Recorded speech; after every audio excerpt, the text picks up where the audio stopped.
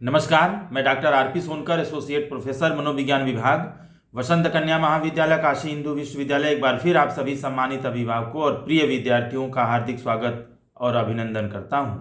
प्रिय विद्यार्थियों, आप सभी ने बीएचयू यूजी और पीजी एडमिशन से संबंधित बहुत सारे सवाल पूछे हैं, बहुत सारी जानकारियां मांगी हैं।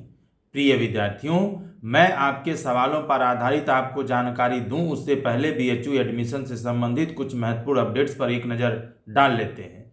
प्रिय विद्यार्थियों, सबसे पहले यदि हम पीजी एडमिशन से संबंधित कुछ महत्वपूर्ण अपडेट्स की बात करें तो कल यानी 3 सितंबर 2023 संडे को भी हम लोगों ने डॉक्यूमेंट्स वेरिफिकेशन साइकोलॉजी पीजी के लिए किया था। इसी तरह से पीजी के अन्य डिपार्टमेंट में भी डॉक्यूमेंट्स वेरिफिकेशन का काम संबंधित डॉक्यूमेंट्स वेरिफिकेशन कमेटी के द्वारा कल संडे को भी किया गया। पीजी के लगभग 90% विभागों में काउंसलिंग की प्रक्रिया आज से शुरू हो जाएगी। और साथ ही साथ मैं आपको ये भी बता दूं कि ज़्यादातर पीजी के डिपार्टमेंट में जो पीसी कैंडिडेट्स हैं उनका जो रिजल्ट है वो पब्लिश कर दिया गया है और इस कट ऑफ में आने वाले विद्यार्थियों को उनके स्टूडेंट पोर्टल पर फीस जमा करने की सूचना भेज दी गई है और आपको दिए गए समय के अंदर अपनी कमिटमेंट फीस जमा निश्चित रूप से करना होगा। पीजी के लगभग सभी विभागों में 10 सितंबर तक काउंसलिंग की प्रक्रिया को किसी भी कीमत पर पूरा कर लेना है। इस उद्देश्य के तहत बीएचयू सेंट्रल एडमिशन कमेटी के द्वारा सभी विभागों में डॉक्यूमेंट्स वेरिफिकेशन कमेटी के सभी सम्मानित सदस्यों से विनम्र अनुरोध किया गया है कि वो अपने डॉक्यूमेंट्स वेरिफिकेशन की प्रक्रिया को जल्द से जल्द संपन्न करें, जल्द से जल्द पूर्ण करें। प्रिय विद्यार्थियों, यही कारण है कि संडे को भी हम लोगों ने डॉक्यूमेंट्स वेरिफिकेशन का काम निश्चित रूप से विभाग में जाकर के किए और हम लोग लगभग 100 बच्चों की लिस्ट लेकर के घर भी आए थे, जहां पर कि हम यहाँ पर घर पर भी बैठ कर के बच्चों का जो है डॉक्यूमेंट्स वेरिफिकेशन साइकोलॉजी पीजी के लिए कर सकें। मैंने खुद विभाग में डॉक्यूमेंट्स वेरिफिकेशन करने के साथ साथ कल मैं 2 बजे रात तक डॉक्यूमेंट्स वेरिफिकेशन का काम किया। उसके बावजूद भी लगभग 50 के आसपास और भी कैंडिडेट्स हैं जिनका डॉक्यूमेंट्स वेरिफिकेशन अभी मैं उसको आज करूंगा। निश्चित रूप से मैं आपको यह एक महत्वपूर्ण जानकारी यहाँ ये भी दे दूं कि कल यानी 3 सितंबर 2023 को देर रात पीजी कोर्सेस में स्पोर्ट्स कोटा के अंतर्गत एडमिशन लेने वाले या अप्लाई करने वाले लगभग 1361 कैंडिडेट्स का नाम बीएचयू के ऑफिशियल वेबसाइट पर अपलोड किया गया है, जारी किया गया है। जिन लोगों ने अपना स्पोर्ट्स का जो सर्टिफिकेट है वो नहीं लगाया है, उसको अपलोड नहीं किया गया है और ऐसे बच्चों की संख्या कुल 1361 है, यानी कुल 20 पेज का जो नोटिफिकेशन है, जो नेम लिस्ट है वो बीएचयू के ऑफिशियल वेबसाइट पर जारी किया गया है। इन सभी लोगों को सर्टिफिकेट अपलोड न करने के कारण अयोग्य घोषित किया गया है। आप इसकी विस्तृत जानकारी या विस्तृत लिस्ट आप बीएचयू के ऑफिशियल वेबसाइट पर भी देख सकते हैं। मैं यहाँ पर आपको एक चीज़ और बता दूँ कि अगर आप इससे संबंधित कोई आपकी क्वेरी हो तो निश्चित रूप से आप यूनिवर्सिटी स्पोर्ट्स बोर्ड बीएचयू का जो मेल आईडी है sportsbhu@bhu.ac.in पर आप 8 सितंबर 2023 शाम 5 बजे तक किसी भी तरह की क्वेरी है तो आप लिख सकते हैं, जवाब पा सकते हैं। और एक चीज़ मैं यहाँ पर और भी बता दूं कि इससे संबंधित विस्तृत जानकारी आपको लेना है तो आप बीएचयू की ऑफिशियल वेबसाइट bhuonline.ac.in को भी खंगाल सकते हैं। प्रिय विद्यार्थियों, वहीं यूजी एडमिशन से संबंधित कुछ महत्वपूर्ण अपडेट्स की बात करें तो यूजी में अभी भी सब्जेक्ट कम्बिनेशन अलॉटमेंट और रिमेनिंग फीस से संबंधित कोई भी प्रक्रिया शुरू नहीं की गई है। इसे होल्ड पर रखा गया है और साथ ही साथ मॉपअप राउंड से संबंधित प्रक्रिया को भी होल्ड पर रखा गया है, क्योंकि जब तक सब्जेक्ट कम्बिनेशन अलॉटमेंट और रिमेनिंग फीस से संबंधित प्रक्रिया पूरी नहीं की जाती है तब तक हमारे पास खाली सीटों की एक्चुअल स्थिति पता नहीं हो पाएगी, तब तक मॉपअप राउंड शुरू नहीं कराया जा सकता। इसलिए इन दोनों प्रक्रियाओं को होल्ड पर करके रखा गया और बहुत जल्द ही इसके बारे में बीएचयू की तरफ से नोटिफिकेशन जारी किया जाएगा। कल यानी 3 सितंबर 2023 को यूजी एडमिशन के अंतर्गत यूजी स्पोर्ट्स कोटा का लाभ लेने वाले वो कैंडिडेट जिन्होंने अपना स्पोर्ट्स से संबंधित जो सर्टिफिकेट है वो अपलोड नहीं किया था, ऐसे लगभग 3485 बच्चों की यानी 39 पेज की एक लिस्ट बीएचयू के ऑफिशियल वेबसाइट पर जारी की गई है, जिन लोगों को अयोग्य घोषित किया गया है। प्रिय विद्यार्थियों, यदि आप इससे संबंधित कोई पूछताछ करना चाहते हैं, कोई इंक्वायरी करना चाहते हैं, तो university sports board Banaras Hindu university के जो मेल आईडी है sportsbhu@bhu.ac.in पर आप अपनी शिकायत दर्ज करा सकते हैं, इंक्वायरी कर सकते हैं। और इसका लास्ट डेट 8 सितंबर 2023 शाम 5 बजे तक का निर्धारित किया गया है। इसके अलावा अगर और भी विस्तृत जानकारी आप लेना चाहते हैं तो बीएचयू के ऑफिशियल वेबसाइट को आप खंगाल सकते हैं और भी अपडेट आप ले सकते हैं। प्रिय विद्यार्थियों, मैं आपके सवालों पर आधारित जो जवाब है उसका सिलसिला शुरू करूं, सवालों का सिलसिला शुरू करूं उससे पहले मैं आप सभी से विनम्र निवेदन करता हूं कि आप सभी लोग जब भी कोई सवाल पूछे, कोई जानकारी मांगे, आप अपने नाम के साथ अपने ज़िले का नाम और अपने प्रदेश का नाम जरूर लिखें। इसके पीछे 2 कारण हैं। एक तो ये कि आप अपने प्रश्न की जानकारी अपने नाम के साथ सुन सकते हैं, और दूसरी महत्वपूर्ण बात ये है कि कम से कम बीएचयू को पूरे देश के कोने कोने से जितने भी विद्यार्थी हैं उनकी समस्याओं का अंदाज़ा लग सके, यह समझ में आ सके कि देश में बहुत सारे ऐसे बच्चे हैं जो बीएचयू एडमिशन की प्रक्रिया को लेकर के काफ़ी परेशान हैं। प्रिय विद्यार्थियों, अब हम लोग शुरू करते हैं सवालों का सिलसिला। आज आपके द्वारा पूछे गए बहुत सारे सवालों में से मैंने कुल 22 महत्वपूर्ण सवाल लिया है, जिनको निश्चित रूप से मैं आज के वीडियो में शामिल करूंगा। और पहला सवाल जो पूछा है ये आलोक सुकुल जी की तरफ से पूछा गया है। आप मुगल सराय उत्तर प्रदेश से लिख रहे हैं कि सर मेरी बेटी का एडमिशन VCW में पेड सीट में हो चुका है। जिन लोगों का, एक विनम्र निवेदन आपसे है कि जिन लोगों का 8वें राउंड या फाइनल राउंड के बाद उनका जो सब्जेक्ट एलोकेशन स्वतः लॉक हो गया था या कैंडिडेट ने अपनी मर्जी से लॉक कर दिया था, उन लोगों को भी अपग्रेडेशन की प्रक्रिया में शामिल किया जाए। सर जैसा कि आप लिख रहे हैं मैं बिल्कुल सहमत हूं आपके बात से, लेकिन इस चीज़ पर अंतिम जो फैसला होगा वो विश्वविद्यालय का ही होगा। निश्चित रूप से अभी बीएचयू के तरफ से अपग्रेडेशन या सब्जेक्ट कम्बिनेशन अलॉटमेंट या रिमेनिंग फीस से संबंधित कोई भी नोटिफिकेशन जारी नहीं किया गया है। मुझे लगता है कि अभी इंतज़ार कर लेना चाहिए। जब भी इससे संबंधित नोटिफिकेशन बीएचयू की तरफ से जारी किया जाएगा, निश्चित इन पहलुओं को सोच समझ करके इस पर निर्णय लिया जाएगा। वैसे फिर भी मैं सेंट्रल एडमिशन कमेटी में इस बात पर चर्चा करूंगा या इस पर विचार विमर्श निश्चित रूप से करूंगा। प्रिय विद्यार्थियों, वहीं अगला सवाल लेते हैं जो शिवानी यादव जी उत्तर प्रदेश से लिख रही हैं कि सर बीएड में मैंने पहले जनरल बीएड का प्रेफरेंस भरा था और उसके बाद स्पेशल बीएड का प्रेफरेंसेस भरा है। सर मुझे किसी भी कीमत पर स्पेशल बीएड ही करना है, मैं क्या करूं? शिवानी जी, आपको किसी भी कोर्स में जो एडमिशन मिलता है वह आपके इंडेक्स और आपके द्वारा भरे गए प्रेफरेंसेस के आधार पर मिलता है। अब आपने चाहे गलती से चाहे जानबूझ करके बीएड में जनरल बीएड का प्रेफरेंस भरा है तो आपको आपके प्रेफरेंस के आधार पर, इंडेक्स के आधार पर पहले जनरल बीएड में ही एडमिशन देने की कोशिश बीएचयू के द्वारा किया जाएगा।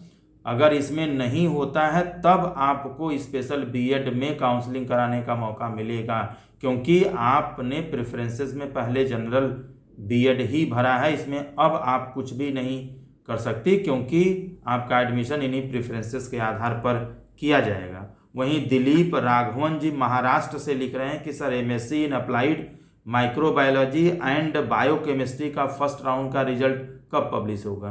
प्रिय विद्यार्थियों, मैं आपको बता दूं कि सारे पीजी के जितने भी कोर्सेज हैं, चाहे एमए हो, चाहे एमकॉम हो, चाहे एमएससी हो, चाहे जितने भी अलग अलग तरह के पीजी के कोर्सेज हैं, उन सभी में या तो काउंसलिंग की प्रक्रिया शुरू हो गई है या तो निश्चित रूप से आज से शुरू हो जाएगी।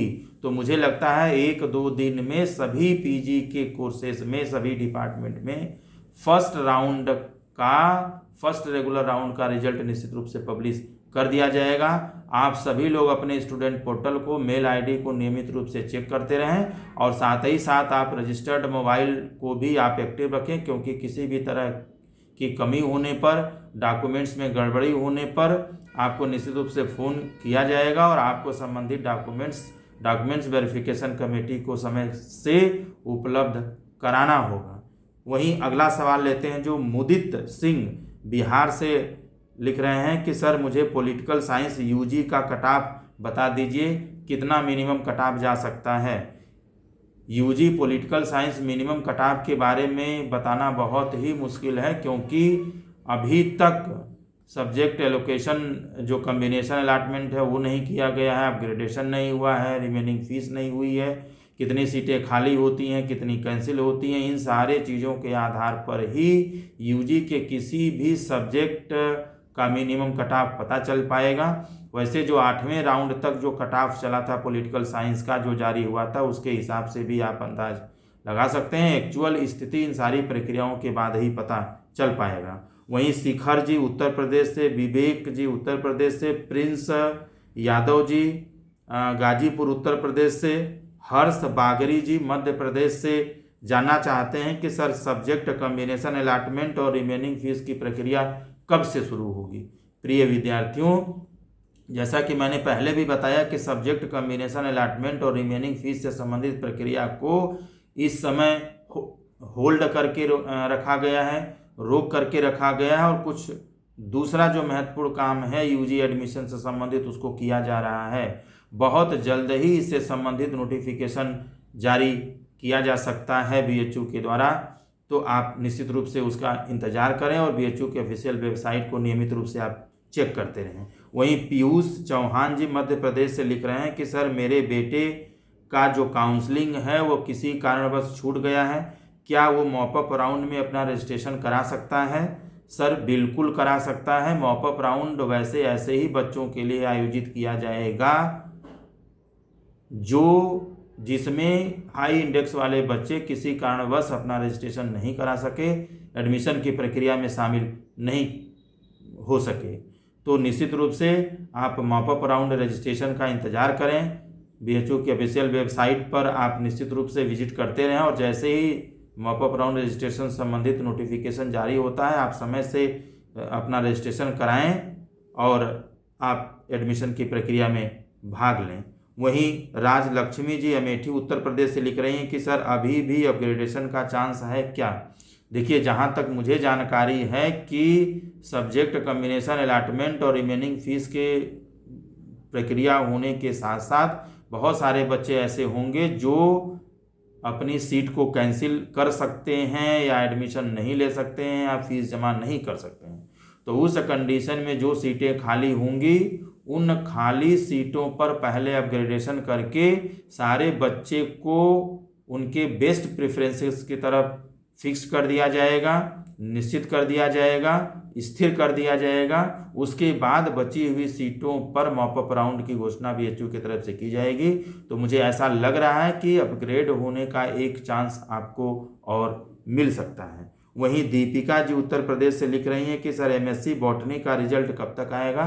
जैसा कि मैंने बताया कि पीजी के सारे डिपार्टमेंट्स में काउंसलिंग की प्रक्रिया आज शुरू हो जाएगी, यानी लगभग 90% जो डिपार्टमेंट हैं उनमें पीजी की जो काउंसलिंग है वो आज से शुरू हो जाएगी। तो एमएससी इन बॉटनी का भी रिजल्ट बहुत जल्द 1-2 दिन में पब्लिश किया जा सकता है। आप अपने स्टूडेंट पोर्टल को, अपने मेल को नियमित रूप से चेक करती रहें। वहीं शालिनी सोनकर जी मऊ उत्तर प्रदेश से लिख रही हैं कि सर सब्जेक्ट कम्बिनेशन अलॉटमेंट और रिमेनिंग फीस की प्रक्रिया कब से शुरू होगी? अभी तक यह प्रक्रिया शुरू नहीं हुई है, इसको होल्ड पर रखा गया है। मुझे लगता है बहुत ही जल्द इससे संबंधित नोटिफिकेशन बीएचयू की तरफ से जारी किया जाएगा। वहीं एडमिशन लेटर कब जनरेट होगा? देखिए एडमिशन लेटर निश्चित रूप से जब सब्जेक्ट कम्बिनेशन अलॉटमेंट और रिमेनिंग फीस की प्रक्रिया पूरी हो जाएगी, मुझे लगता है फर्स्ट राउंड में इतने बच्चों को एडमिशन लेटर जनरेट हो जाएगा। और इन सारी प्रक्रिया को करने में मुझे लग रहा है कि 1 हफ्ते के आसपास का समय लग जाएगा। वहीं चंचल यादव जी बिहार से, रूपाली वर्मा जी उत्तर प्रदेश से लिख रही हैं कि सर एडमिशन कैंसिल कराने वालों को भी क्या मॉपअप राउंड में रजिस्ट्रेशन करने का मौका मिलेगा?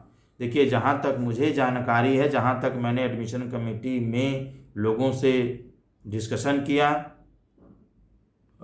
यह पता चला कि जिन लोगों ने अपना एडमिशन कैंसिल कराया है, जो लोग स्वेच्छा से अपना एडमिशन कैंसिल करा रहे हैं, उन लोगों को मॉपअप राउंड रजिस्ट्रेशन में मौका नहीं दिया जाएगा। वहीं हम अगला सवाल लेते हैं जो आदर्श मिश्रा जी मऊ उत्तर प्रदेश से लिख रहे हैं कि सर एक साथ मैं क्या बीएचयू से बीएससी और दूसरे कॉलेज से बीए कर सकता हूं? आदर्श मिश्रा जी ऐसा आप बिल्कुल नहीं कर सकते। आप एक साथ जो 2 अलग अलग इंस्टीट्यूट से, महाविद्यालय से या विश्वविद्यालय से 2 रेगुलर कोर्सेस आप नहीं कर सकते। तो आप बीएचयू से बीएससी और दूसरे कॉलेज से बीए एक साथ नहीं कर सकते। यदि आप बीएससी बीएचयू से कर रहे हैं, इसके साथ साथ अगर आप दूसरे विश्वविद्यालय से प्राइवेट में भी बीए करना चाहते हैं तो इससे आपको कोई फ़ायदा मिलने वाला नहीं है। आप बीए और बीएससी में से निश्चित रूप से सोच समझ लें, जो आपके लिए महत्वपूर्ण हो, जो आपके लिए रुचिकर हो, जो आपके हिसाब से हो, उस एक ही कोर्स को चुनें और उसमें बेहतर करने की कोशिश करें, बेहतर तरीके से पढ़ाई करें। वहीं पीयूष त्रिपाठी जी श्रावस्ती उत्तर प्रदेश से लिख रहे हैं कि सर एमलीब का रिजल्ट कब तक पब्लिश किया जाएगा? मैं जैसा कि पहले बताया कि पीजी के सारे कोर्सेस की जो काउंसलिंग है वह आज से शुरू हो जाएगी या 1-2 दिन पहले से हो चुकी है। तो एमलीब में भी जो फर्स्ट राउंड का जो रिजल्ट है वो अभी 1-2 दिन में निश्चित रूप से पब्लिश किया जाएगा। आप अपने स्टूडेंट पोर्टल को नियमित रूप से चेक करते रहें। वही आकांक्षा जी बोकारो झारखंड से, राहुल जी उत्तर प्रदेश से और रिया जी उत्तर प्रदेश से पूछ रही हैं कि सर मॉपअप राउंड रजिस्ट्रेशन कब से होगा? देखिए मॉपअप राउंड रजिस्ट्रेशन की प्रक्रिया शुरू होनी थी, लेकिन उसको अभी होल्ड करके रखा गया है। जब तक सब्जेक्ट कम्बिनेशन अलॉटमेंट और रिमेनिंग फीस की प्रक्रिया पूरी नहीं होगी तब तक मॉपअप राउंड रजिस्ट्रेशन से संबंधित घोषणा बीएचयू की तरफ से नहीं की जाएगी, क्योंकि इसके शुरू करने से पहले खाली सीटों का आंकड़ा हमारे पास होना बहुत ज़रूरी है। इसलिए मुझे लगता है कि मॉपअप राउंड रजिस्ट्रेशन के लिए लगभग 1 हफ्ते का समय लग सकता है, 1 हफ्ते इंतज़ार करना पड़ सकता है। वहीं दीप्ति जी कोडरमा झारखंड से लिख रही हैं कि सर मेरे पास ग्रेजुएशन फाइनल ईयर की मार्कशीट नहीं है, क्या इससे मेरा पीजी में एडमिशन होने में कोई प्रॉब्लम होगी? देखिए अगर आपके पास यूजी 3rd ईयर या लास्ट सेमेस्टर की मार्कशीट नहीं है तो इसमें आपको परेशान होने की ज़रूरत नहीं है। अगर आपके पास ऑनलाइन अगर कॉपी मिल जाए, प्रिंट मिल जाए तो भी आप उसको अपलोड कर सकते हैं, सबमिट कर सकते हैं। अगर ऑनलाइन भी आपकी मार्कशीट नहीं है तो आपको फाइनल ईयर मार्कशीट के लिए 31 अक्टूबर तक का समय दिया जाता है, लेकिन 31 अक्टूबर से पहले आपको संबंधित जो डॉक्यूमेंट्स है वह संबंधित कॉलेज में जमा करना जरूरी है। यदि उस दिए गए समय से पहले यदि आप अपनी जो डॉक्यूमेंट है वो जमा नहीं करते हैं, उपस्थित नहीं करते हैं, तो निश्चित रूप से आपका जो एडमिशन है वो होने के बावजूद भी कैंसिल कर दिया जाता है। वहीं अमित जी हरियाणा से पूछ रहे हैं कि sir MTech dairy technology PC का रिजल्ट कब तक आएगा? देखिए बहुत सारे डिपार्टमेंट में बल्कि अधिकतर डिपार्टमेंट में जो काउंसलिंग की प्रक्रिया पीजी में शुरू की गई थी वो पीसी कैंडिडेट से ही शुरू की गई थी। तो मुझे लग रहा है कि एमटेक जो डेयरी टेक्नोलॉजी है इसमें भी पीसी का रिजल्ट पब्लिश किया जा चुका होगा या नहीं किया गया होगा, तो 1-2 दिन में यह प्रक्रिया निश्चित रूप से की जाएगी।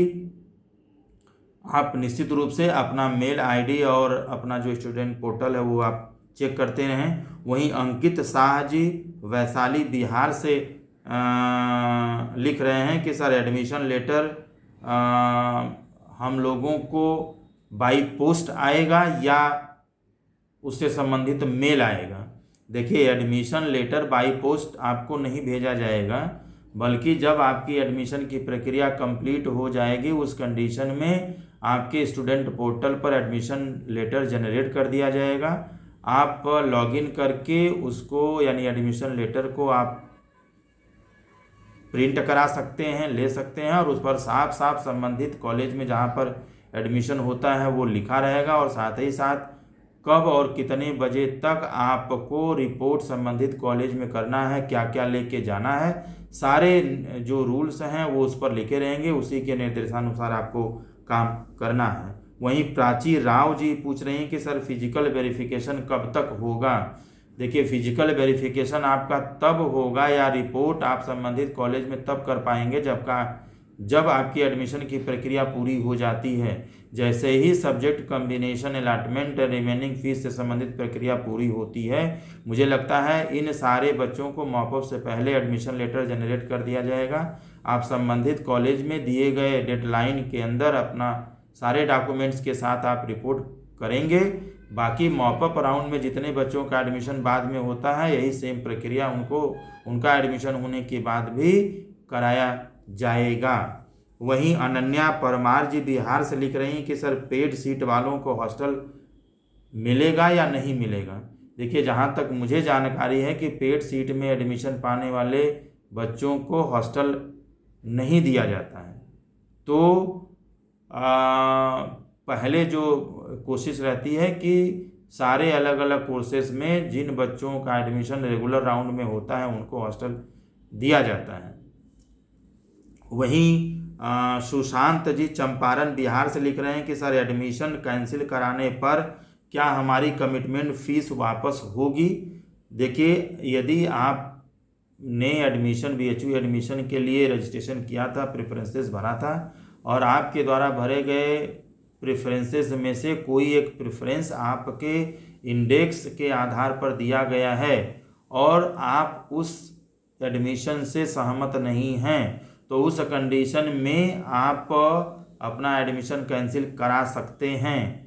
लेकिन एडमिशन कैंसिल कराने के बाद आपकी जो कमिटमेंट फीस है वो वापस नहीं की जाएगी, क्योंकि आपका एडमिशन आपके द्वारा मांगे गए सब्जेक्ट ऑनर्स में और प्रेफरेंसेस में ही दिया गया था। चूँकि आप अपना एडमिशन अपनी स्वेच्छा से कैंसिल कर रहे हैं, इसलिए आपकी कमिटमेंट फीस वापस नहीं होगी। यदि BHU के तरफ से आप एडमिशन के लिए एलिजिबल नहीं होते और इस कंडीशन में आपका एडमिशन कैंसिल होता या BHU कैंसिल करता, तो उस कंडीशन में निश्चित रूप से आपकी फ़ीस वापस होती। वहीं श्रेयसी सिंह जी सासाराम बिहार से लिख रही हैं कि सर रजिस्ट्रेशन में हमने जनरल कैटेगरी भरा था, लेकिन मैं EWS कैटेगरी की हूं, तो क्या मॉपअप राउंड रजिस्ट्रेशन के समय मैं EWS कैटेगरी लिख सकती हैं?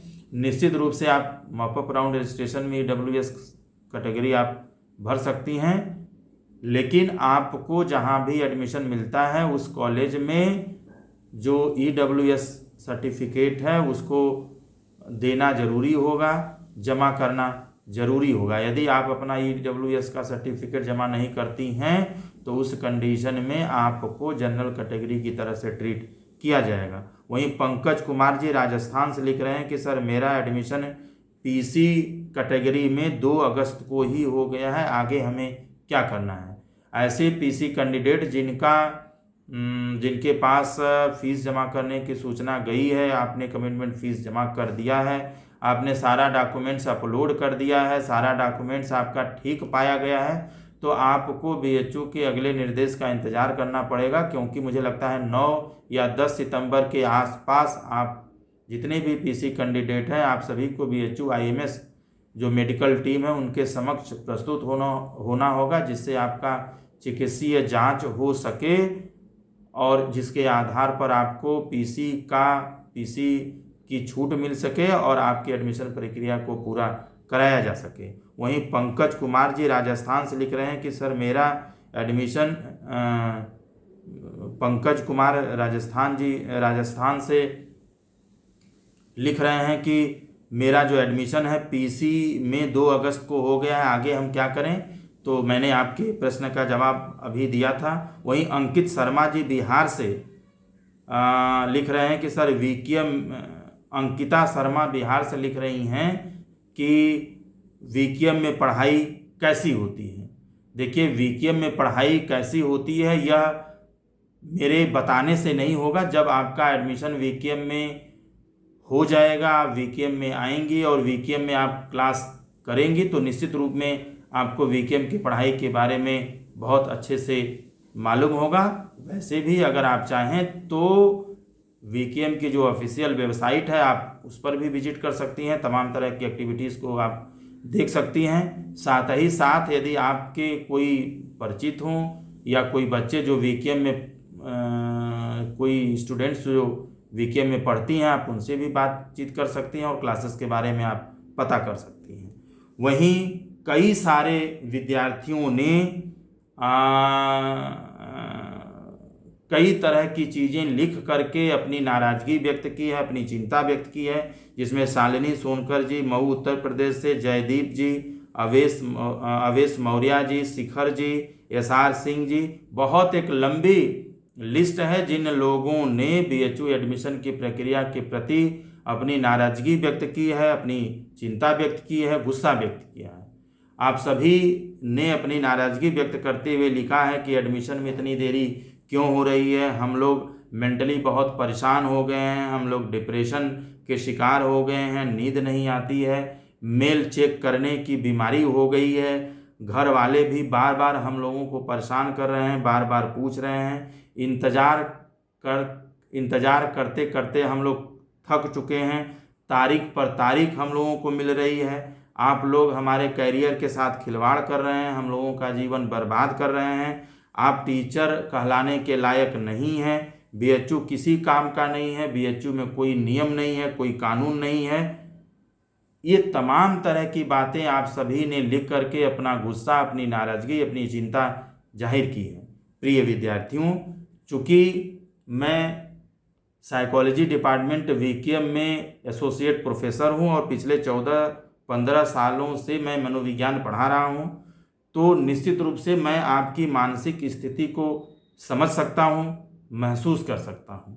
प्रिय विद्यार्थियों, निश्चित रूप से एडमिशन की प्रक्रिया में लगभग 1 महीने के आसपास जो नोटिफिकेशन जारी किया गया था उसमें लगभग 1 महीने के आसपास देरी इस समय हो चुकी है। तो इस कंडीशन में आपका नाराज़ होना, आपका चिंता करना, आपका परेशान होना बिल्कुल सही है, बिल्कुल वाजिब है। अगर इस जगह पर मैं भी होता तो एक विद्यार्थी की तरह से निश्चित रूप से परेशान होता। मैं यह भी जानता हूं कि आपके साथ साथ आपके जो पेरेंट्स हैं, जो आपके अभिभावक हैं, वो अभी निश्चित रूप से परेशान हैं। परेशान इसलिए हैं क्योंकि बहुत सारे विश्वविद्यालय में एडमिशन हो रहा था, वहाँ या तो छोड़ दिया है या तो अगल बगल के जो भी स्टेट यूनिवर्सिटी हैं, कॉलेजेस हैं, वहाँ भी एडमिशन लेने का जो समय है वो समाप्त हो जाएगा और बाद में बीएचयू में भी एडमिशन नहीं होगा। तो इस कंडीशन में आपका 1 साल बर्बाद हो जाएगा। तो निश्चित रूप से इन सारी चीज़ों को लेकर के जो मानसिक उलझन है, जो परेशानी है, ये आएगी। आपके अभिभावक भी परेशान होंगे। मैं आप सभी सम्मानित अभिभावकों से विनम्र निवेदन करता हूँ, हाथ जोड़कर विनम्र निवेदन करता हूँ कि आप सभी लोग परेशान न होएं, आप सभी लोग धैर्य रखें। निश्चित रूप से एडमिशन की प्रक्रिया जल्दी पूरा किया जा रहा है और मुझे लगता है कि सब कुछ ठीक हो जाएगा।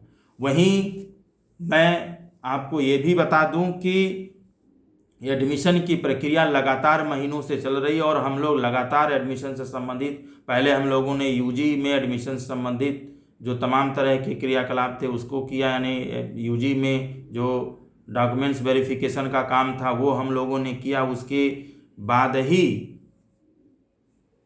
कई जो पीजी में जो डॉक्यूमेंट्स वेरिफिकेशन का जो काम है वो हम लोग कर रहे हैं। यानी सारे टीचर्स यूजी के बाद पीजी में सारे अपने अपने डिपार्टमेंट में डॉक्यूमेंट्स वेरिफिकेशन का काम कर रहे हैं। और इस समय समझिए कि इस समय एक साथ कई सारे अलग अलग तरह के काम विश्वविद्यालय में चल रहे हैं। हम लोग एक साथ एडमिशन ड्यूटी भी करते हैं, परीक्षा ड्यूटी भी करते हैं, कॉपी भी चेक करते हैं, और साथ ही साथ कॉलेज से संबंधित भी तमाम तरह की एक्टिविटीज़ होती है उनको भी पूरा करना होता है।